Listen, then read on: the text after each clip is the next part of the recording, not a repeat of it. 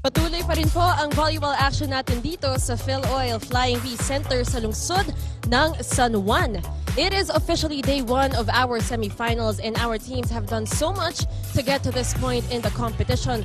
Kaya naman handa na sila lumaban sa ating mga laro na magaganap sa araw na ito. You can see on your screens, Eliza Valdez is back. Myla Pablo is ready as we bring you ABS-CBN Sports in Actions live and exclusive coverage of the Premier Volleyball League Open Conference.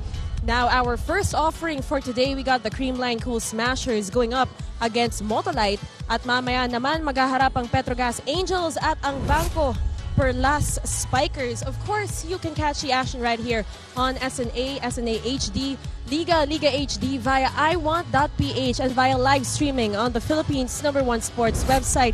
That is sports.abs-cbn.com/livestream/BVL. Magandang hapon sa inyong lahat. Ako po si Billy Capistrano at makakasama ko sa araw na ngayon sina Noringo and our panel at large na si Amanda Howe. Handa na po kami dito kaya simulan na natin ang saya. Ito po ang PVL 2019 Semifinals.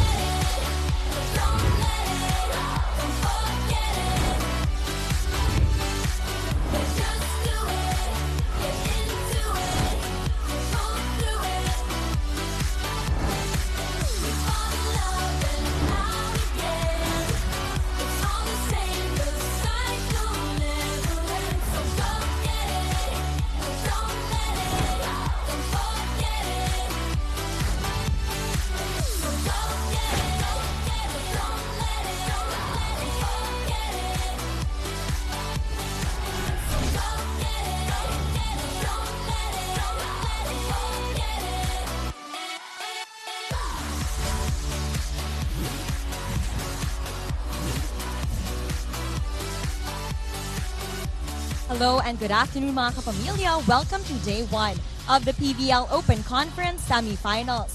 Maya-maya lamang mapapanood na natin as the Creamline Cool Smashers comes face-to-face with Team Motolite. The Creamline Cool Smashers continue to tighten their grip at #1 as they enter the semifinals, staying unbeaten. While Team Motolite settles at #4 after losing on tiebreakers to Banco Perlas.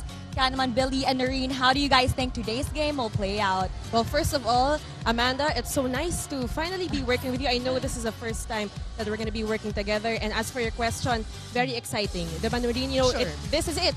It is crunch time for all our squads. And magkakaalaman na kung alin sa ating mga koponan, will march into the finals. And with this being said, Noreen, how are things looking like for all our squads involved in the Final Four? Yeah, after the first and the second round eliminations, we have to mention Creamline at the top, 16-0, unblemished record. Petrogas, 12-4. Banco Perlas and Motolite actually tied at 10 wins and 6 losses apiece, but because of quotient system, point system, Banco Perlas ended at #3 and Motolite #4. Hence our semifinals landscape: 1 versus 4, Creamline versus Motolite, 2 versus 3, Petrogas versus Banco Perlas. So there you have it. Yan po ang format ng ating semifinals. We got a bunch of exciting games ahead for all our viewers. And now, Noreen, balikan naman natin let's backtrack a little bit yung first 2 meetings ng ating dalawang koponan. Let's start with that round 1 meeting wherein Creamline totally dominated. And it's pretty evident in the way that they held Motolite to just under 16 points in all those 3 sets. Billy, you said it. Dominating fashion, really. 25-14, 25-15, 25-14. How did Creamline do it? They swept all the scoring skills, meaning spikes, blocks, aces, and points off errors.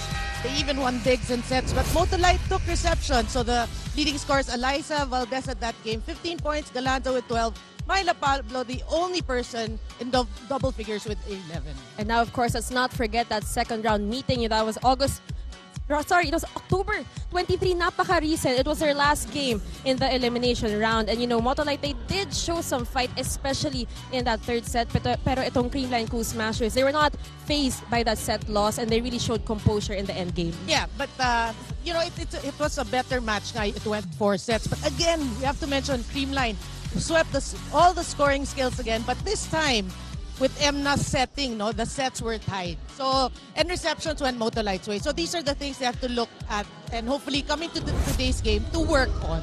Yes, and Fen Emnas really the game changer for Motolite. And Amanda, alam ko we have a lot of fans who are super excited for this game, and we always want to make them, feel part of this coverage. So what are all the ways that they can engage with us in conversation today? That is right, mga kapamilya. You can tweet us at ABS-CBN Sports and use the hashtag PVL2019 for your thoughts and comments on the match. You may also check out exclusive photos on Instagram at ABS-CBN Sports. And please do like, share, and follow our Facebook page at Premier Volleyball League. Keep up to date on all things Premier Volleyball League, including news, features, articles, and schedules on the Philippines' #1 sports website, sports.abs-cbn.com. At mga kapamilya, as you can see on your screens, we are now at 992,464 likes. Kaya naman, please do keep liking and sharing. Ayan, so malapit na matapos yung season natin, ang ating open conference. So please help us reach 1 million likes. And I have a really quick question for Amanda. How many more likes until we reach that 1 millionth like? Well, Boom asked me the same question last time, but my mathematical skills aren't working right now, so I'll get back to you later. I'll let you know. Mamaya tatanungin natin ulit Noreen si Amanda, and I know that you have to go. For now, we'll see you later on. Pero mga kapamilya, kami po ni Noreen, dito lang kami dahil sa aming pagbabalik, mas pag-uusapan pa namin ang dalawang kuponan na maghaharap sa araw na ito. Ito po ang PVL 2019 Semifinals.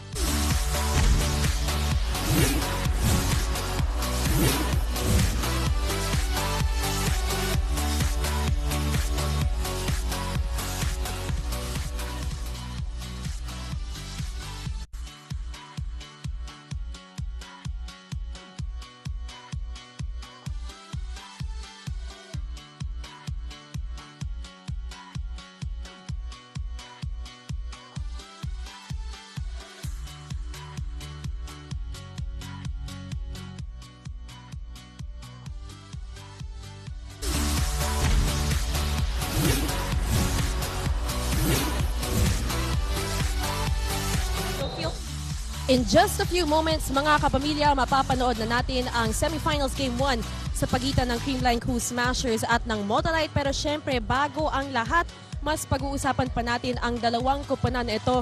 Noreen, starting of course with Motolite, na patuloy ang pag-angat dito sa ating open conference. They have been steadily improving, and Myla Pablo is back after a series of injuries, especially in that reinforced conference. She missed a whole part, a lot of parts in that reinforced conference, but now she's back in the open conference after missing some games. But the thing is, that silver lining for this team is that a lot of her teammates stepped up in her absence. That's true, and you have to mention, coming off that performance in the reinforced conference, this conference, obviously, they put in the work. They found strengths in blocks, number 2, number 1 in digs. I mean, this is a big jump from last conference's performances. You have weaknesses, obviously, because it's obviously not perfect, but it's a learning experience all the time. So they're looking at being happy at being at number 4 and hopefully barging through into the finals. You never know. Yan, so kasama natin ngayon. Syempre, hindi natin pwedeng hindi i-introduce. Kilala siya ng lahat. We are now with Myla Pablo, one of the leaders of Team Motolite. First of all, Myla, congratulations on making it to the Final Four. Kamusta naman yung team? How are you guys feeling heading into the semifinals? Ngayon medyo okay naman kami. Nag-practice kami nung almost 2 days na lahat ng mga error namin na nangyari nung Wednesday, training namin bago mag-game 1. Nung last game, nanalo naman kayo ng set. For me, it doesn't matter kung naglaro si Eliza. It's more of yung performance niya maganda in that set. So ano na-learn nyo naman in that set alone na pwede nyo dalhin sa game today? Actually, first and 2 sets talaga, ang dami naming error eh. As in, wala kaming receive, and then mga service namin medyo outside, minsan panilalagay lang talaga. So kaya nakakapag-play yung Creamline. So kami naman nung third set talaga, is hard service kami, nag-more communication kami, and nagka-receive din kaya nagka-play din kami nung third set. Ako, Myla, I have one last question. Compared to the reinforced conference, grabe yung pag-improve nyo. So ano yung mga adjustments na kinailangan yung gawin dito sa open conference? Kasi nung reinforced talaga, paiba-iba yung import namin kaya hindi kami masyado tutugma, lalo yung mga setter namin. Ngayong all Filipino talaga, is pinaghahandaan talaga namin is ito. Kasi ito yung pinaka-importanting all Filipino. So sabi namin, kumbaga, ibibigay namin yung best namin, hanggat makakaya namin. Kasi alam ko mga bata yung mga kasama ko. Isa ako sa senior nila, so ako magdadala.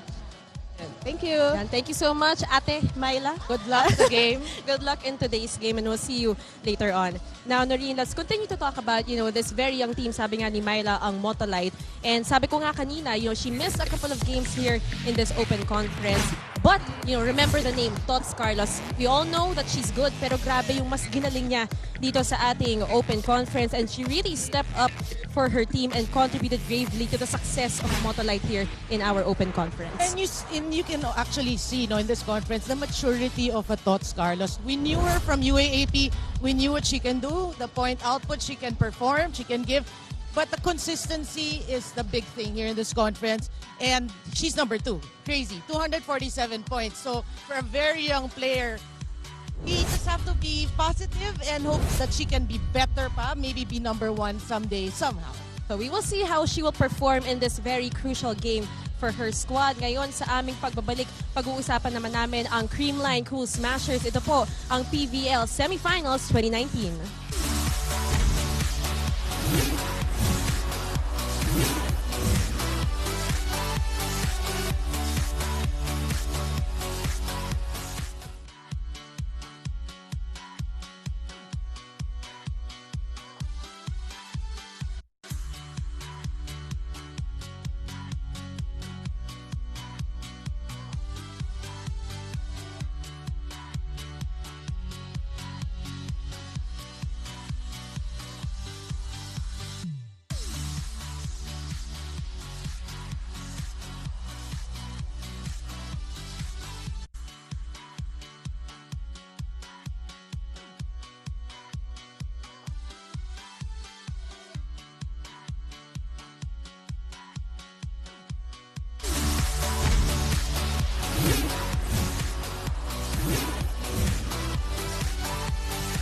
We are back and you're still watching the Premier Volleyball League Open Conference. You are with me, Billy Capistrana, and of course, Noreen Go. Now, Noreen, pag-usapan naman natin ang Goliath sa serye na ito, ang Creamline Cool Smashers, who ended that elimination round with a sweep. And they did that even though Eliza Valdez and Gia Morado, they weren't even there in some of their games. It just goes to show how high the level of talent is in this squad. And what else can we say about this team? So we have to mention, because it's in our script, that their strength, number 1 in spikes, aces, and running sets. Because I want to say this, parang it's not a weakness that they're number. It's crazy, but whatever they're doing, whether strength or weakness, they finished with 16-0. So keep up the good work and whatever works, diba, Billy? Of course. And syempre, may nagbabalik na makakasama natin sa araw na ngayon. Guys, we are with Team Captain Eliza Valdez of the Creamline Cool Smashers. First things first, Eliza, kamusta ka naman? Well, Welcome back. Welcome back. Really well. After recovering from my injury, this is really my first game back for Creamline Cool Smashers. Wow, and I have another question, Noreen, if I can ask. After this, meron ka rin question. Sure. I have another question for you, Eliza. How are you guys feeling coming into the semifinals? I asked this kay Myla rin kanina, but I want to know your thoughts. Run us through or walk us through all the emotions that are you and your team are feeling right now. Well, honestly, for how many weeks wala din kami with our teammates because we're training with the national team. So, lahat ng sinasabi lang sa amin ng mga teammates namin, they're really working hard in practices because Coach Tai really pushes them para mag-step up lahat. So, they've been really doing well. So, we're really happy. Kami lalo-lalo na kami ni Gia. I think a lot of the fans want to know, coming from Eliza Valdez, you've played against this team twice in the elimination round. How different is it going into the semifinals? Para sa'yo, is it different or it's just another day in the office? Well, definitely, it's so much different in the semifinals. Why? Because of the mindset of each player. Elimination is different. It's another day at the office. Yeah. But semifinals, everyone's really on yung feeling talaga nila parang ibang serye na ulit ito, ibang labanan na ulit ito. At unang dalawang makagame, yun yung makapasok sa final. So hopefully, start strong talaga and end strong for us, Creamline. Siyempre, mas tumataas yung level of competition pressure nila, pala, no? Eliza. Grabe, pressure na rin. Sorry, kanina nag-aagawan kami mag-ask sa'yo ng question. Very excited tayong dalawa. But thank you so much, Eliza. And we can't wait to watch you on the court again for the Creamline Cool Smashers. Good luck in today's game.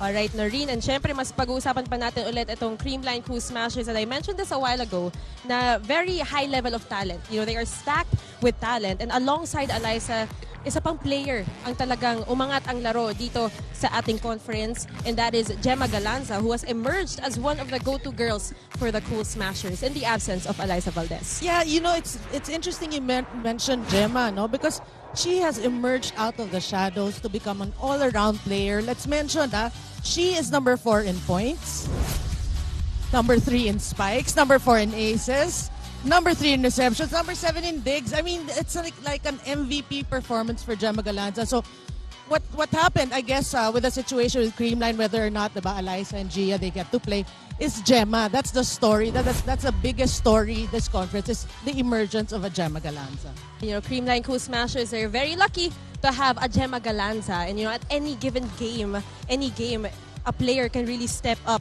for this fully stacked team. Now, Noreen, before we begin, syempre hindi natin pwedeng kalimutan ang magbibigay music at saya sa atin dito sa Phil Oil Flying V Center. That is none other than DJ Louie, who will be playing some jams, keeping our fans and our players entertained and pumped up in today's game. Now, mga kapamilya, I think we are about ready to start semifinals game 1 between Motolite and the Creamline Cool Smashers. Ito po ang PVL 2019.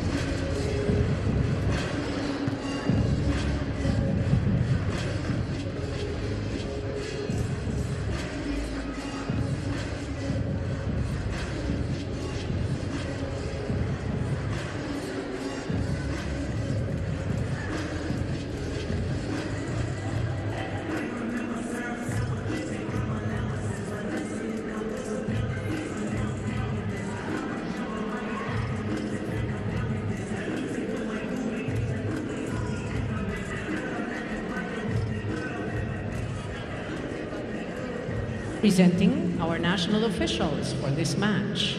First referee, Mr. Erlindo Eusebio.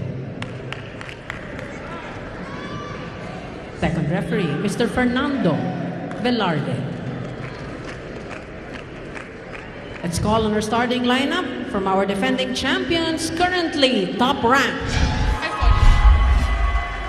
in this conference, our Creamline Cool Smashers. Let's begin with their team captain, number 2, Eliza Valdez.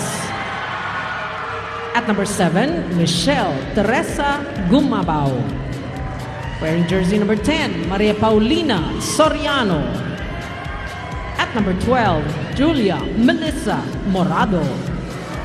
Number 13, Celine Domingo. And number 15, Jessica Margaret Galanza. Liberos are number 11, Kyla Atienza, and number 22, Melissa Gohing. Head coach, Mr. Anusorn Tai Bundit. Calling on our very young Motolite volleyball team, currently at rank 4. Team captain is number 1, Iris Janelle Tolenada. At number 3, Maristel Jen Layo. Wearing jersey number 8, Myla Pablo. At number 10, Maria Lina Isabel Molde. Number 18, Diana May Carlos. And number 19, Aisha Lane Canaban. Liberos are number 12, Maria Ariel Estraniero. And number 14, Tony Rose Ponce. Head coach, Mr. Godfrey Okumu. This is game 1 of the semi-final round. A best-of-3 series. Kami po ay nagbabalik dito sa Premier Volleyball League Open Conference. It is semi-finals game 1 between the Creamline Cool Smashers, our top-seeded team at number 1. And you can see the starters on your screens. And they are going up against Motolite, team number 4. Again, the starters on their screens. And we were talking about this a while ago.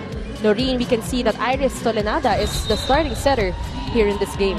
Well, obviously, we know that in the elimination round, there are scouting reports. These coaches do their job.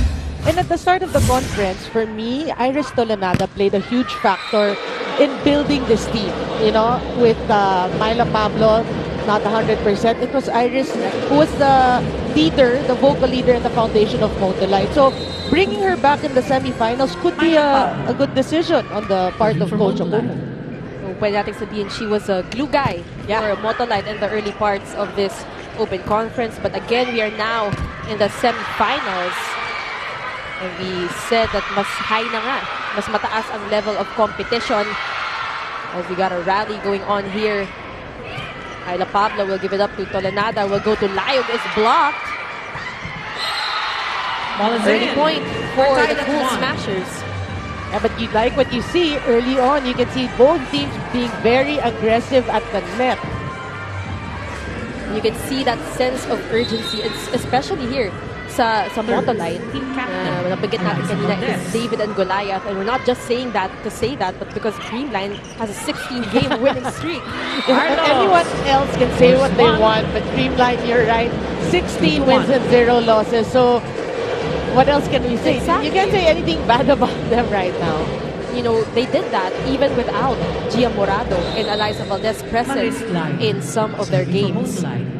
And actually, the last few games. Yes. No? Sabi nga ni Eliza, first game back. Yeah. We have Maris Layog serving. Morado to Michelle Gomaba. Powers it through. 2-all. Yeah, together with Gemma Galanza, another pillar of strength for Creamline is Michelle Gumabao. You know what you like about players like Galanza and Gumabao? Sometimes they'll start slow, error-laden, but when needed, you'll see they go to Gumabao, they go to Galanza, and they deliver because they know when everything's on the line, that's when they really have to perform. We also like the attitude of Gumabao and Galanza on the court, providing that much needed energy, you know, momentum boost for their team. And Motolite now at 3. Two Smashers trailing behind by just 1 point at 2.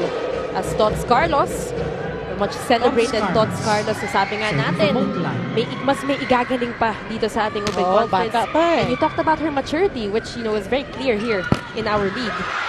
Speaking of, Great dig. Pablo from the back row, no go. Great dig also by the Crew Smashers, and Gumabao sends that one out, asking for a check, but the point will go to Motolite. Well, a good start for Motolite. That's what you want to see about them. Even with Eliza and Gia back, 4-2. You just have to focus on every point, every set. You know, that's what Myla said. They learn from the previous match.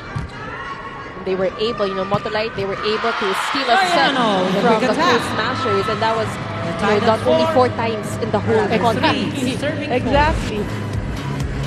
Take a look at that one more time. Yeah, that was Pao Soriano with a quick kill. You know, Ganaban is a very tall blocker. She has got to read her opponent. Pao Soriano's not the tallest, but she makes up in quickness. So, kailangan alam ni Ganaban that, okay, she's faster. I have to go up fast as well. Use her height to her advantage. Exactly. As Gomabao has a 1 service ace under her belt here in today's game. We are tied at 4. Oh, good serve. Tolenada will go to Ganaban. Morado. Pupuntahan si Gemma Galanza. But that will go to Motolite. Serving 4. Yeah, with the help of the tape of the net that sailed wide. We also have Isa Molde. Serving for Motolite. Grabe rin ang pag-improve dito sa ating open conference. Gemma Galanza. Again, that is outside for the Cool Smashers. 6-4. Yeah, and uncharacteristic errors for Gemma Galanza. Pero sabi nga ni Eliza, diba? There is still some pressure. They still get nervous. Morado to Galanza. Ball still alive. They give it up to Myla Pablo. Trying to chase that ball. Great hustle being Pablo shown off the hand of by Valdez. Michelle Gumabao. 7, serving Yeah, so 4. early on here, we can see the defense of Creamline struggling. And Motolite doing well in the first set. So maganda yung mga adjustments na ginawa Service. nitong Mold. Motolite. Si Ayan Estraniero on your screens. Libero for Motolite as Molde serves. Well, remember, Myla Pablo mentioned their first pass. That was their biggest weakness in the previous matches. And Nada today, so with far, a drop on shot. point. So far, so good for Motolite as we go to for our first technical Creamline. timeout of set number 1.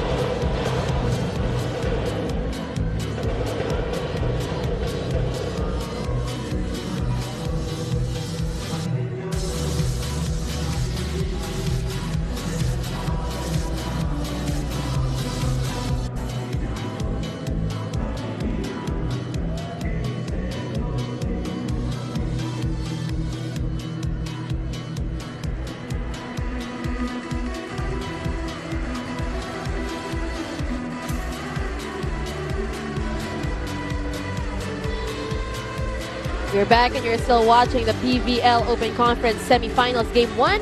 And before anything else, pupuntahan muna natin si Amanda Howe para sa kanyang report. Go ahead, Amanda.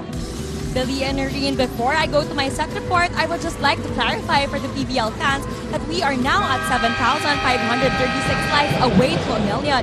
But moving on, Creamline's two main weapons, Eliza Valdez and Gia Morado, have cut short their training camp with the national team in Japan for the SEA Games in order to be here today as And they the face first Team Motolite in the timeout. semifinals. Samoa According to serving. Gia, they knew that it was vital for them to be here today as they try to move closer to gaining back their title. Luckily, the team prepared well despite their absence. However, Yano even on the with hit such a out. promising lineup, 5, Gia admits that serving she 8. does not see any easy targets as they enter the semifinals.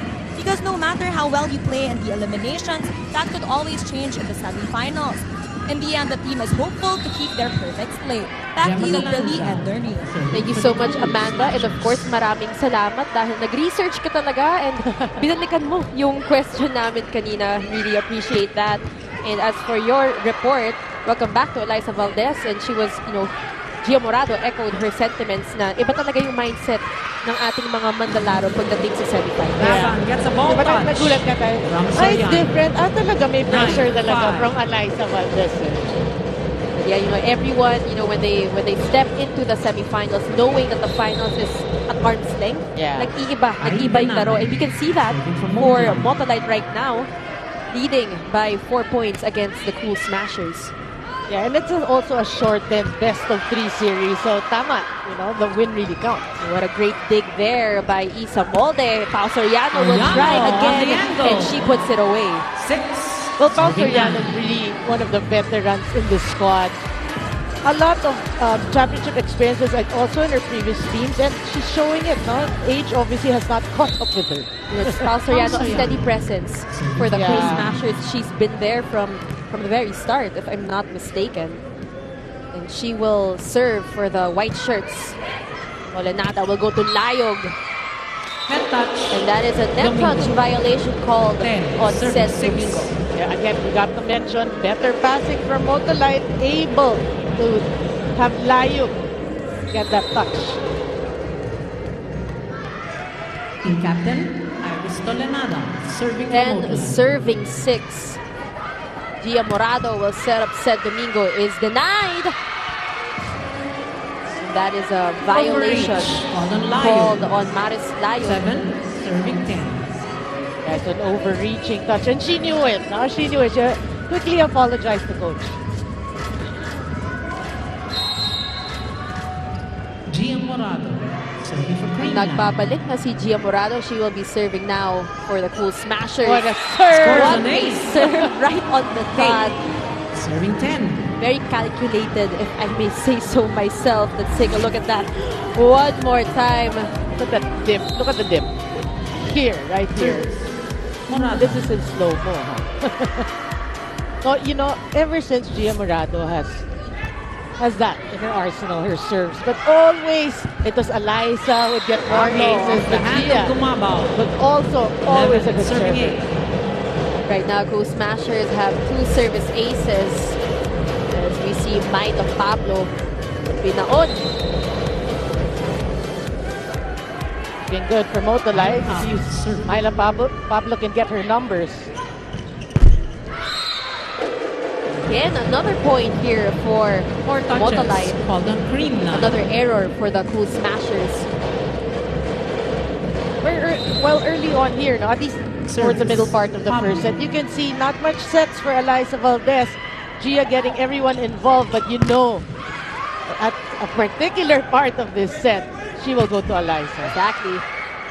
We're waiting for that. But for now, play continues. 4-point lead for Motolite. Eliza Valdez and right on cue. The hole. Eliza Valdez 9, with a serving 12. drop. And what else can we say? Let's take a look at that one more time. And look how patient she is. No? I mean, this is probably the first, if not the first few sets given to her by Gia. Very nice set. No need for a strong spike. I just need the point to kill the momentum of Motolite. And she gets the point with that drop. The serve. Eliza serving, our best server here in the Open Conference. Estranero will give it to Molde. It is a free ball for the Creamline Cool Smashers. Elenada, pupuntahan si Isa Molde. Molde with a cross-court kick. 13. Well, you know, if 39. Isa Molde can be consistent in today's game, things may be different. Because we know Myla Pablo, we know Todd will score. You're always missing that third leg, the third link. For Motolite. So yung missing link natin sa araw na ito, if she shows up, Yeah. then Motolite will definitely be a force to be reckoned with. Attack points right now, Motolite with 8, Creamline with 5. Rox Carlos pushes it, is blocked. Molde, Myla Pablo from the back row. Said Domingo to Michelle Gomabao. Good cover. Morado back set to Michelle Gomabao. Down the line. Nag-iingay sa ating set number 1. 13. See, you see how great a player Michelle is.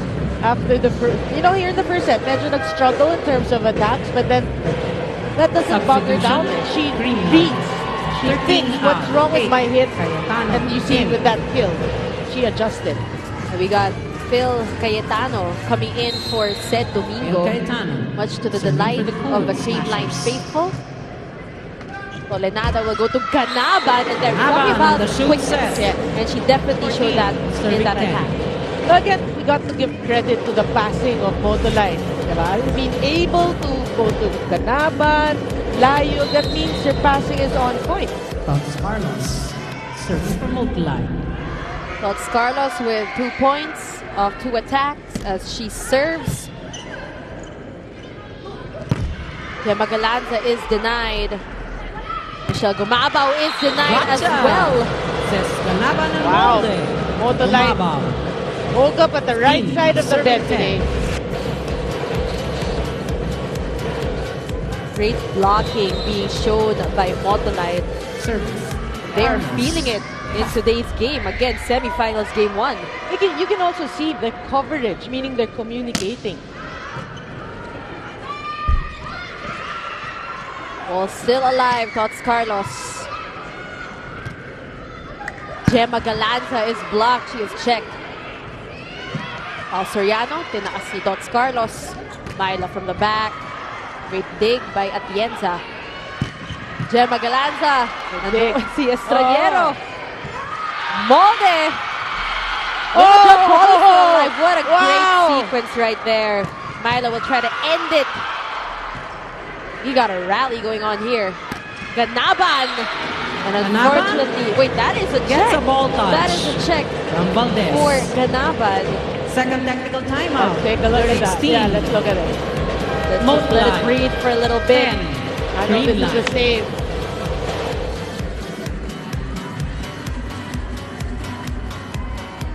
There you have it. As we go to our second technical timeout of set number 1.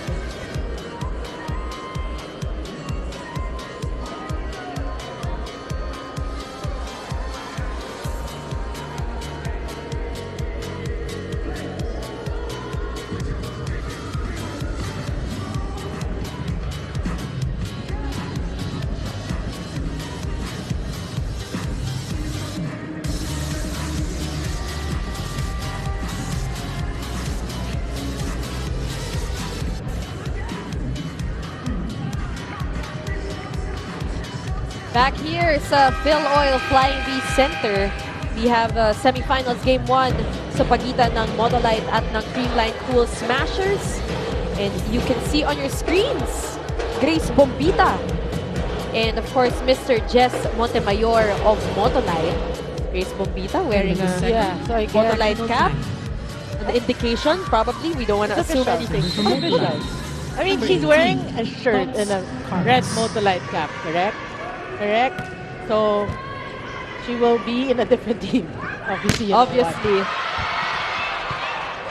As we get back to this exciting game. Ganaban on the hit out. 17 Ganaban really stepping up for her team right now. Boy, Gemma Galanza can't seem to buy a bucket here in today's game. I want to say By Michelle. Using her foot. Mukhang na-check sa set number 1. Itong si Gemma Galanza. Gia Morado to Michelle Gumabaw. Again, that is outside. Another attack error. As Coach Tai Bundit will call a timeout for the Cool Smashers. Timeout. Cool Smashers. ไม่เป็นไรไม่เป็นไรไม่เป็นไรเฮ้ยเฮ้ยเฮ้ยเอาเอควิกอ่ะเอควิกบล็อกเฮียอาร์มเฮียนะอาร์มบล็อกเฮียเฮ้ยเฮ้ยเอควิกแต่เฮีย not inside อ่ะฮะ Hindi pa dapat ako sa open entry ah. Yes, Coach Mimi. Ano naman yung random line now? Let's go! Game line! Coach Tai Bundit, trying to stop that momentum from Motolite. It is an 8-point lead for the girls in red. Gemma Galanza struggling a little bit here in our first set. Myla Pablo, Eliza Valdez, Iris Tolenada. Game faces on as Tots Carlos serves. And Isa Molde. Great timing for her. You can see, remember in our pre-game interview, Myla also mentioned that in that last game against Creamline, they struggled in terms of their, we mentioned earlier already, the first ball, but even in serving. So here, obviously, everything working for them, their pass is there, and their serves are going in. As we go to some of your tweets, this is from A. Straniero. Bigatan nyo lang services nyo. Motolite, 1 point at a time, kakayanin. And, so far, so good for Motolite. This one from Zaldi Cordero. Eliza and Gia are back in the game for Creamline. Michelle Gumabaw is super deadly in this conference. Right you are. Another one from Des. Go Creamline. Welcome back, Ali and Gia. Another one, si Karen. Oh, welcome back. Yay, welcome back. Gia Lai. Ayan. But, trouble brewing here for the Cool Smashers, Noreen. It is a 10-point lead. 5 points na lang makukuha nitong Motolite ang set na ito. But, Creamline's still fighting it out, especially Michelle Gumabaw. Yeah. But, Creamline, obviously, in unfamiliar territory right now. So, it's a challenge to these players. Now there could be some doubt in their mind on what's going on. This is the same team we beat twice in the elimination round. But you like that Coach Buddy went to Iris Tolenada. I feel their game plan is to slow the game. Slow the game a bit to their tempo. And so far, it's working for them. Because MNAS obviously is faster paced. But here come, the Cool Smashers trying to cut that lead down. Isa Molde. Oh, good save. Free ball given. Tolenada will go to Ganaban. And you know what? Ganaban. The runner. Is proving to be an asset for Motolite here, especially in set number 1, Noreen. Yeah, she has been unstoppable. So far, no answer in the block of Creamline. Isa Molde. 21, serving 12. It's an 8-2 run. Good dig. They will go to Myla Pablo. Tinaas ni Atienza Morado. Pupuntahan si Pao Soriano. Ayala puts it up. Here comes Tots Carlos. Carlos That is into the net. straight to the net. 13-21. Yeah, but good idea to change things up, go to the back. Tolenada has been distributing the ball really well here in the first set. Of course, her counterpart sa side ng Creamline Cool Smashers, you got Gia Morado, the veteran Pau Soriano. Them serving Estranero. 6 attack faults for the Cool Smashers. 2 for Motolite. Again, it is yung Pau Soriano and Michelle Gumabaw trying to take the reins here for the Cool Smashers. You're right. You can see early on, no? Gia, probably the game plan of Creamline is not really to go a lot to Eliza yet.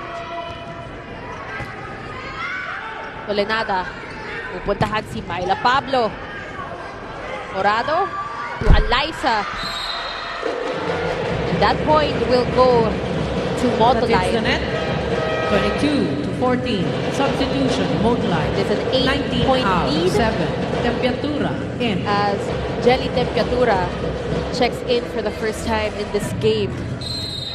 Well, it's crazy, that hitting air by Eliza. Parang for the fans, it was a much anticipated, awaited set, and then an error. Everybody kept quiet. 7 unforced errors for the Cool Smashers. Just 2 for Motolite. Tolenada will go to Layo. Eliza again. What a great dig by Tots Carlos. Reball. They go to Eliza. On the angle, Valdez. And now they're going to Eliza. 15-22. Eliza looking at her blocker, seeing a very tall Layu, just taking off some pace out of that. Creamline, 8 out, 13. That Domingo shot. in. 10 out, 17. Vargas in. We got some substitutions for the Cool Smashers. We got Vargas and Sed Domingo again. For the Vargas obviously for defensive aside from the serve, defensive purposes, they need that. They want to chase. Sed Domingo was 16, right there. 22. And don't look now, but the Creamline Cool Smashers, iniisa-isa nila yung lead nitong Motolite. I'm out, Motolite. And Coach Gotti sensed that. Call a timeout for Motolite. Again, let's slow down. 1, 2. Those balls, she's serving from far, so the chances that the balls are going to drop are very high. Okay? Lastly, we bring the ball in the middle. Again. Right? Let's avoid playing out. Bring the ball to the middle. Right. You got it. Ballet, let's go. Go. Together. You were right, Noreen. A while ago, you said na parang they wanted to slow down. That was a game plan that you could see, that you were watching. They wanted, Creamline to keep up with Motolite. At yun nga, sabi ni Coach Gotti, they need to slow down. Yeah. They are still in the lead. 3 points away from getting this set. Well, obviously Motolite right now still dictating the pace of the game. They want a slower tempo, out of the comfort zone of Creamline. So far, so good. Biglang bawi naman itong Motolite. 23-16. They're really activating the middles here. Yeah, and Tolenada's doing a good job because she knows if I get a good pass, I'll really distribute and get the middles involved and hopefully get to free a lot of my outside hitters. 6 excellent sets for Tolenada now.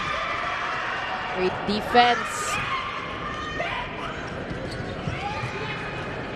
Okay pa rin ang bola. Pupuntahan si Eliza. Challenging those blockers. Estranero will give it to Tots Carlos. Good dig by Atienza. Off the block, Domingo. 17. Well, the middle of Creamline actually doing a good job of just going to the corners. Not too powerful, spinning it, just finding those holes there. Service, Gia Morado. Gia Morado also with 6 excellent sets in today's game. She will be serving for the white shirts. Iris Tolenada to Myla Pablo.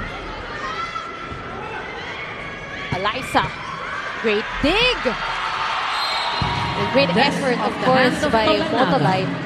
18. Yeah, but wasted opportunity for me for Motolite. That was such a great set but Pablo not able to kill it, so Eliza gets her crack at it and she gets the point. So sayang, no? Because only one blocker before that slow-mo went up to challenge Myla Pablo. From an 8-point lead, mga kapamilya, it is down to 5 points. Tolenada, Tots Carlos.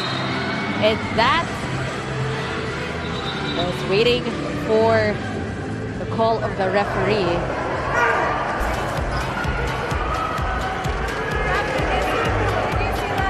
Wait. Come on. Don't say the call, don't shout. Huh? Yeah. I give Good call by the referee. Clearly, it went inside as we saw in the replay. Don't that action, ha? See, he's shouting. I give them a warning din, ha? Warning. Ball is in, but there's a misconduct warning given to coach. Yeah, obviously, the first referee, Erlindo Eusebio, not happy with the way the players have been addressing him, raising their voices. So we heard that, the shout, the yellow card. The replay continues. Motolite at set point. Again, unfamiliar territory for the Cool Smashers. Buhay pa rin ang bola. Chance here for Motolite. Tolenada. Pupuntahan si Tots Carlos. Oh, what a stop. Kyla from the back. Kyla Atienza doing wonderful things here for Creamline's defense. Mabaw turned back by Molde. Motolite takes set 1. 25 to 18. Oh wow, Larina, take a look at that sequence one more time. Yeah, single block, but Isamol that just anticipated it very well. Gets that stop block for Motolite. Well, we can't wait to talk about set number 1 even further. Nakuha nga po ito ng Motolite 25 to 18. Magbabalik ang Premier Volleyball League Open Conference Semifinals Game 1. Hello to our Kapamilya sports fans worldwide. This is Eliza Valdez. Thank you for watching the set 1 of today's PVL game. Para mapanood ng live ang mga susunod na exciting PVL sets, just go to iWant.ph or sports.abs-CBN.com.